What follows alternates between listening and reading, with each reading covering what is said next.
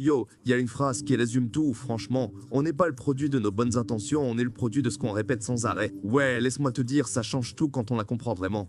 Où personne ne guérit d'un coup en une seule grande décision, genre magique. Non, non, c'est plutôt une accumulation de tout petits choix répétés jour après jour, les habitudes du quotidien, quoi. Et là, écoute bien, les bonnes habitudes, c'est la base solide du rétablissement.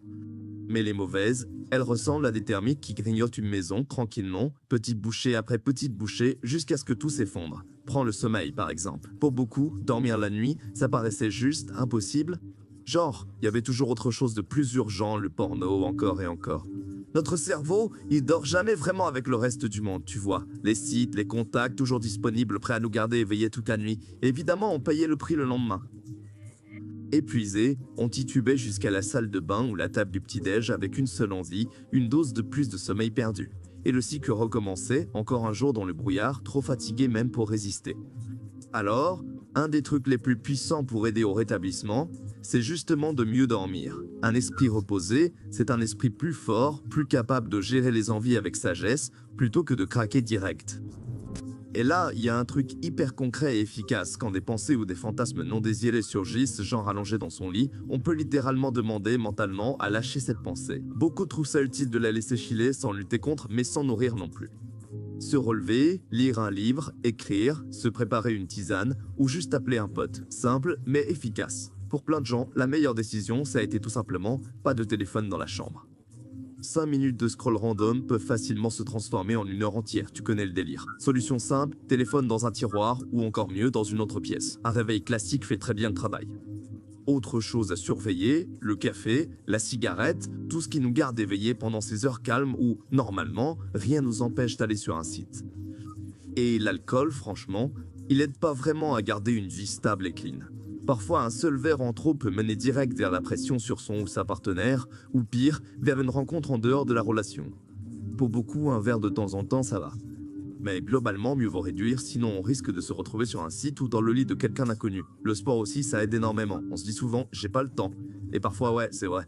Mais avec tout ce temps qu'on récupère en arrêtant certains comportements, on peut essayer d'intégrer un peu de mouvement, yoga, course à pied avant le travail, 15 minutes pendant la pause. Une longue marche, ça marche très bien aussi. Difficile au début, sûr.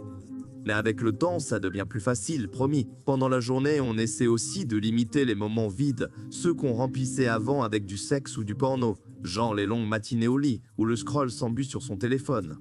Ce fameux trou du scroll infini, franchement, ça mène souvent tout droit vers l'anxiété et l'insatisfaction. Les tentations sont littéralement au bout des doigts. On veut juste checker les news, suivre des amis, regarder une vidéo et hop, la descente commence. Alors comment savoir si une activité, même en apparence inoffensive, genre jeux vidéo, réseaux sociaux, nourrit en fait notre addiction? Une bonne technique, c'est de se poser des questions honnêtes. Comment je me sens émotionnellement après ça? Est-ce que je me sens mieux ou pire? Est-ce que ça mène vers l'envie de recommencer? Une fois que je commence, j'ai du mal à m'arrêter? Et surtout, est-ce que ça vaut vraiment le coup pour ma paix mentale? Et parfois, franchement, c'est difficile de voir nos propres schémas destructeurs tout seul. En parler à son parrain, sa marraine ou à d'autres membres, ça donne souvent une perspective plus claire pour naviguer dans cette zone hyper floue. Petit à petit, tout ce temps gaspillé avant sur les mauvaises habitudes se transforme en autre chose. Et avec cette nouvelle liberté, on redécouvre des passions plus saines, cuisiner, bricoler, lire, observer les oiseaux, faire son propre pain, apprendre la guitare, marcher avec ses proches, une vie plus riche, plus vivante. On finit presque par plus se reconnaître tellement on se sent vivant aujourd'hui. Et cela dit, faut pas non plus être hyper strict à chaque seconde de la journée. Comme on dit ailleurs, y aller doucement, simplement. La fatigue de jongler entre famille, travail, facture, ça pousse beaucoup vers ces comportements pour souffler un peu. Parfois, il suffit de laisser les mails de côté, prendre un bain chaud, passer du temps avec les proches. L'objectif, c'est juste de trouver l'équilibre dans la vie et dans le rétablissement. Une fois qu'on décide de nettoyer sa vie, de développer des habitudes plus saines, de s'éloigner des écrans, le vrai défi, c'est de rester constant. Les premières semaines, souvent, ça part fort. Mais la vie s'en mêle toujours. Une dispute avec un ami ou un partenaire, le stress au travail, et on retombe parfois dans les vieux réflexes destructeurs. Une des méthodes qui aide vraiment à rester sur les rails, c'est de répéter les mêmes petites actions positives, jour après jour. Construire une routine avec de la place pour l'imprévu quand même, les voyages surprises, les fêtes, les brunchs tardifs, pour vraiment profiter de la liberté et du plaisir qu'offre une vie stable. Et voilà le twist, en lâchant les habitudes qui nous font du mal et en gardant fermement celles qui nous font du bien, on se donne littéralement la meilleure chance possible d'une vie plus riche, plus pleine et bien plus satisfaisante que tout ce qu'on aurait pu imaginer avant. Alors dis-moi, franchement, c'est quoi ta petite habitude à toi, celle qui grignote discrètement sans que tu t'en rendes vraiment compte? Dis-le moi en commentaire. Ah,